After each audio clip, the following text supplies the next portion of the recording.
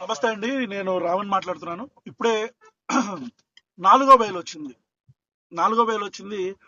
ఈ 4వ బెయిల్ వచ్చిన తర్వాత మళ్ళీ 5వ అరెస్ట్ టోల్ గేట్ దగ్గర పట్టుకొని ఇప్పుడు మళ్ళీ నక్కపల్లి తీసుకెళ్తున్నారు. వేంపాడు టోల్ గేట్ దగ్గర.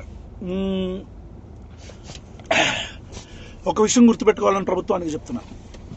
ఈరోజు మీరు నా గొంతు నొక్కే ప్రయత్నం చేస్తున్నారు, కానీ మీకు అర్థం కావాల్సింది ఏంటంటే, మీరు చంపితే నేను ఒక్కడనే చచ్చిపోతా, ప్రశ్నించే వాళ్ళు ఎవరో చావరు.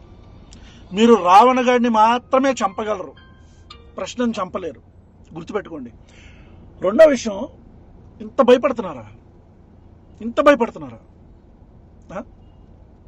మీకు అర్థమవుతుందా? ఒక 500 మంది పోలీస్ ఫోర్స్ ప్రతిరోజు నా కోసం ప్రజా సమస్యలు, పబ్లిక్ అన్నీ వదిలేసి నా కోసం వాళ్ళు అహర్నిశలు తిండి తిప్పలో లేకుండా తిరుగుతున్నారు. ఎస్పీ క్యాడర్ దగ్గర నుంచి కానిస్టేబుల్ క్యాడర్ దాకా ప్రతి ఒక్కరు నాకు సెక్యూరిటీ ఇచ్చుకుంటూ తిరుగుతున్నారు. ఇదా ఆంధ్రప్రదేశ్ ప్రభుత్వం చేసేది? సిగ్గనిపించట్లేదా మీకు? అంటే ఇక ప్రజా సమస్యలు ఏం లేవా? నేను రేపులు చేశానా, దొమ్మిలు చేశానా, దౌర్జన్యాలు చేశానా? పవన్ కళ్యాణ్ అనే వ్యక్తిని ప్రశ్నించడం మాత్రమే నేను చేసిన తప్పు.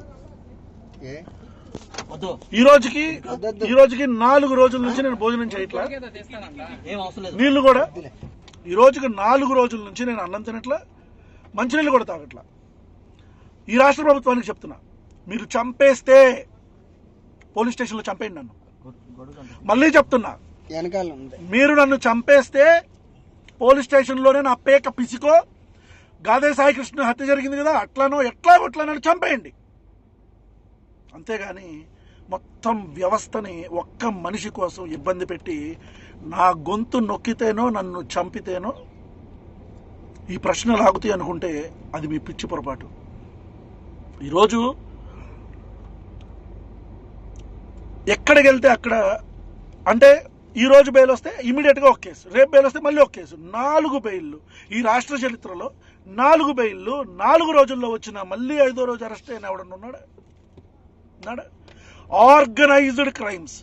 జనసేన పార్టీ నియోజకవర్గాల్లోనే నేను వెళ్ళటం, అక్కడికి ఆర్గనైజ్డ్ గా గుండాలు రావటం, నా మీదకి దాడి చేయడానికి ప్రయత్నించటం, పోలీసులు పాపం అహోరాత్రులు లక్ష్మణ అనుకుంటూ నా చుట్టుపక్కల తిరగటం.